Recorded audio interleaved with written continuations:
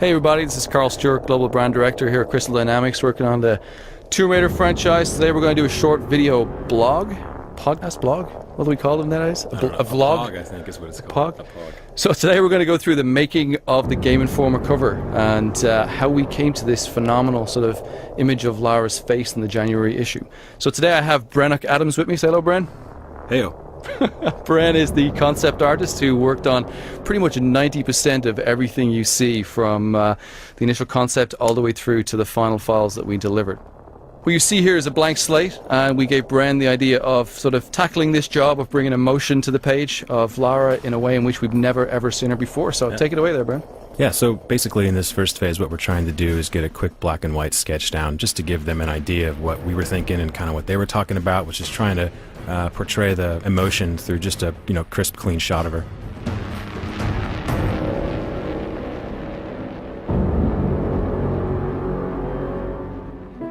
What you see here is some of the color palettes, and you really tried to push Lara as hard as possible, didn't you? I did, yeah. Maybe possibly a little too far.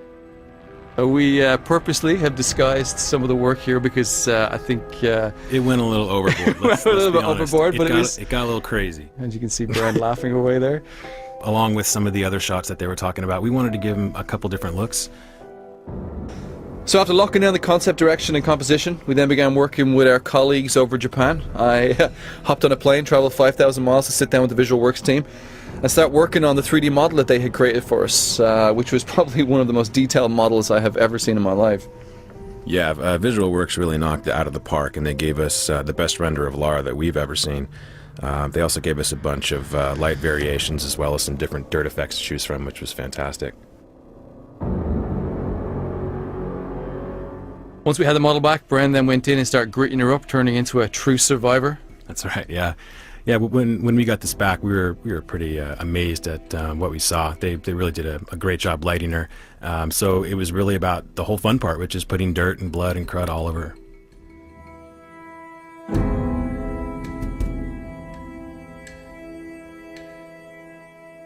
So, whilst Bren was working away here at the studio on the main portrait, we had our agency in LA, Petrol, start working on compiling the working files, laying everything out, and that massive job of building out that background.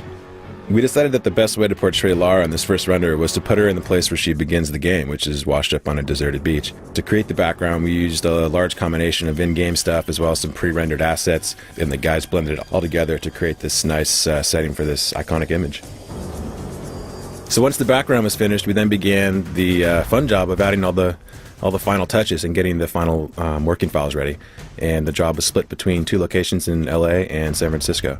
Bren literally did not leave his desk for a straight 48 hours. And if you notice that bottle of tequila on his desk, it got less and less as the day progressed. Essential. So after all the hard work, we then managed to marry all those files together and create what you see as the January cover of GameInformer. It was a real honor to work on this first ever image of our new Lara, and I hope you enjoyed it. So thanks to all the teams at Visual Works in Japan, Petrol in LA, and the teams here at Crystal Dynamics for all the time they spent working on this awesome piece of art. Until next time, see you soon. Later.